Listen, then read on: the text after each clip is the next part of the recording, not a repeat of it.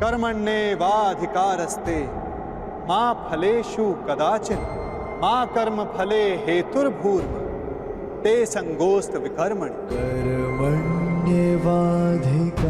तुम्हें अधिकार केवल कर्म करने का है पार्थ, फल तो ईश्वर के हाथों में।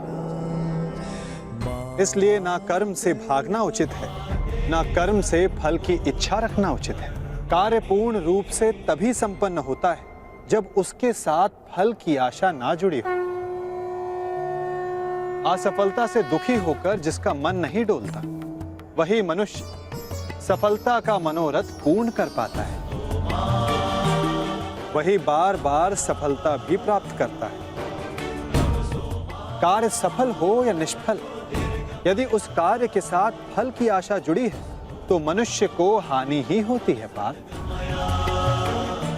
ध्यायतो विषयां पुंसः संगस्तेषुपजायते संगात संजायते कामा कामात् क्रोधोऽभिजायते क्रोधात् भवति सम्मोहः सम्मोहात् स्मृति विभ्रमः स्मृति ब्रह्मशात् बुद्धिनाशः बुद्धिनाशत प्रणश्यति।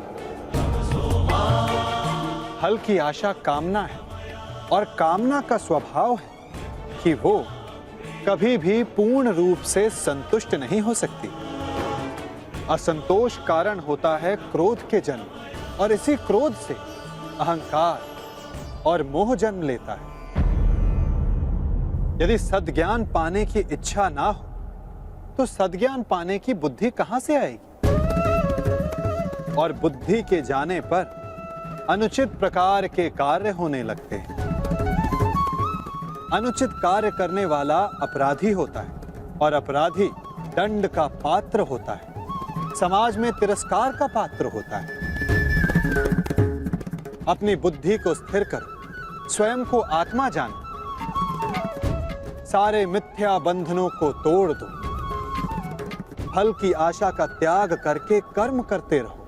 यदा यदा हि धर्मस्य ग्लानिर्भवति भारत अभ्युत्थानम् अधर्मस्य तदात्मानं सृजाम्यहम् परित्राणाय साधूनां विनाशाय च दुष्कृतां धर्म संस्थापनार्थाय संभवामि युगे युगे।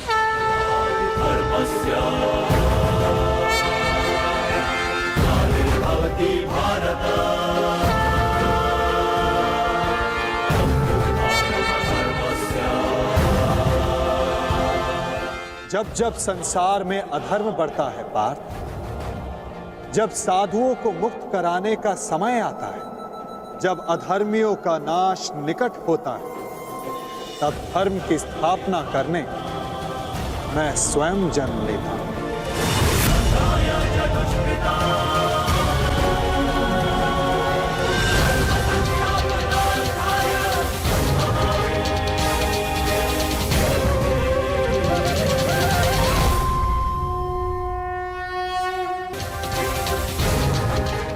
सर्वधर्मान् परित्यज्य मामेकं शरणं व्रज अहं त्वां सर्वपापेभ्यो मोक्षयिष्यामि मा शुचः।